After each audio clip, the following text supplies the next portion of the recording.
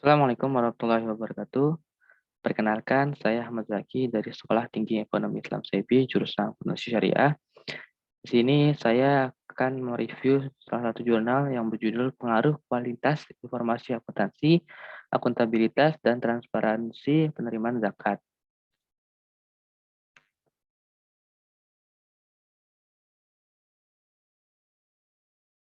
Nah, pada latar belakang di sini, LAS atau yang biasa kita kenal dengan Lembaga Amil Zakat adalah organisasi nirlaba yang mengelola dana publik yang berasal dari apa? Yang berasal dari zakat, infak, dan sedekah dari muzaki.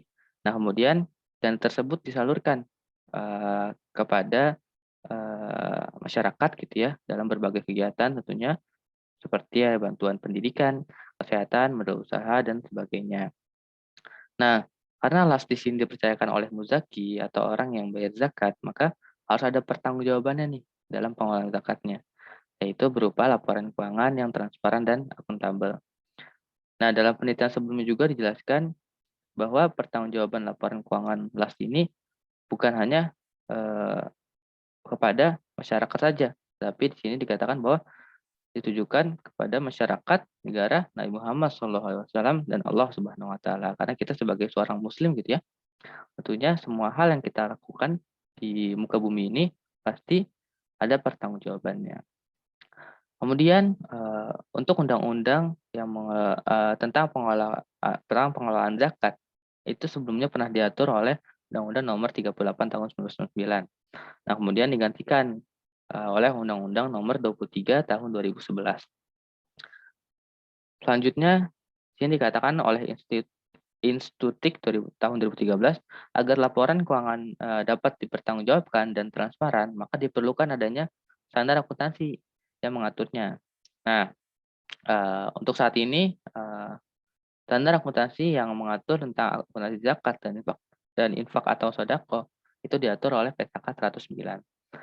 Pada penelitian sebelumnya dikatakan bahwa hanya 70% LAS yang mengikuti pernyataan standar akuntansi keuangan atau PKK 109.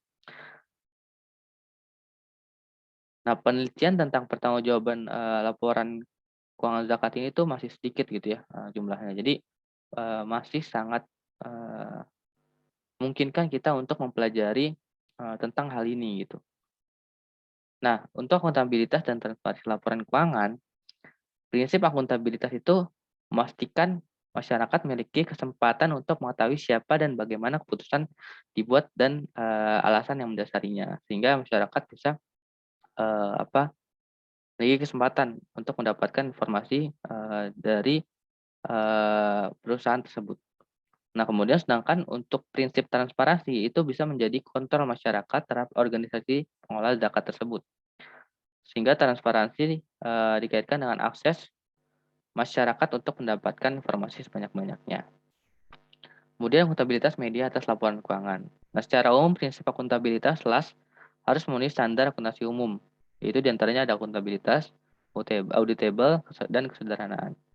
Nah, untuk komponen laporan keuangan gitu, menurut PSAK 109 itu seperti yang kita ketahui ada neraca atau laporan posisi keuangan, laporan perubahan dana, laporan perubahan aset dalam pengelolaan, laporan arus kas, dan catatan atas laporan keuangan.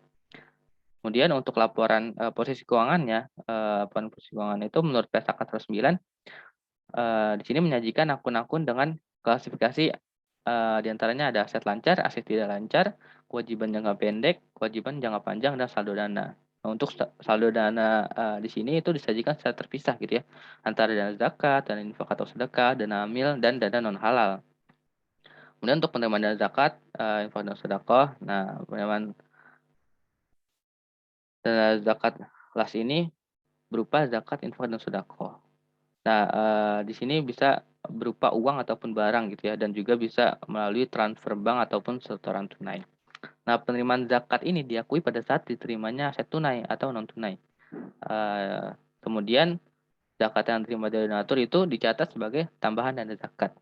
Nah, di sini juga teman-teman bisa lihat bahwa potensi zakat di Jawa Tengah karena populasi atau sampel pada penelitian ini di Jawa Tengah di sini tuh sangat sangat tinggi gitu ya, bahkan sampai mencapai 4 triliun dan sebagainya. Nah, jadi di sini rata-rata penyerapan di situ di Jawa Tengah masih rendah nih, yakni 0,1% aja. Jadi masih sangat memungkinkan untuk kita banyak, menggarap, zakat, sumber zakat tersebut. Selanjutnya metode penelitian. Nah, pada metode penelitian, di sini itu menggunakan metode kualitatif. Nah, untuk populasinya itu lembaga zakat di Kota Semarang, Provinsi Jawa Tengah. Untuk sampel, itu ada Basnas dari Basnas Semarang, Lazisbah Masjid Baitur Rahman, DPU Darut Tauhid, Rumah Zakat, Pos Keadilan Berlima atau PKPU, dan Dompet Duafa. Nah, di sini diambil dengan menggunakan metode purposive sampling, di mana yang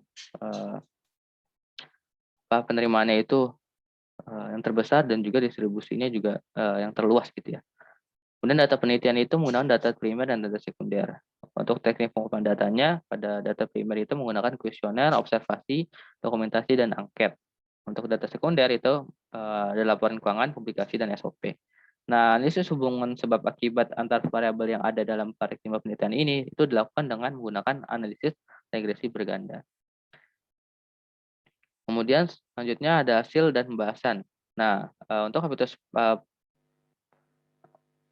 intinya di sini gitu ya, dari ketiga hipotesis ini itu menyatakan bahwa, baik dari segi kualitas informasi, akuntabilitas, dan transparansi itu berpengaruh positif dan signifikan baik secara simultan maupun parsial terhadap tingkat penerima zakat. Hal ini juga diperkuat oleh, temuan penelitian sebelumnya yaitu oleh Nur Hayati dan Nunung dan kawan-kawan pada tahun 2014. Selanjutnya, pengakuan dana zakat, infak, atau sedekah ini diakui pada saat penerimaan kas atau non-kas. Yang seperti sebelumnya sudah dijelaskan gitu ya. Nah, eee, oke, mungkin itu saja yang bisa saya sampaikan, kurang lebih mohon maaf. Assalamualaikum warahmatullahi wabarakatuh.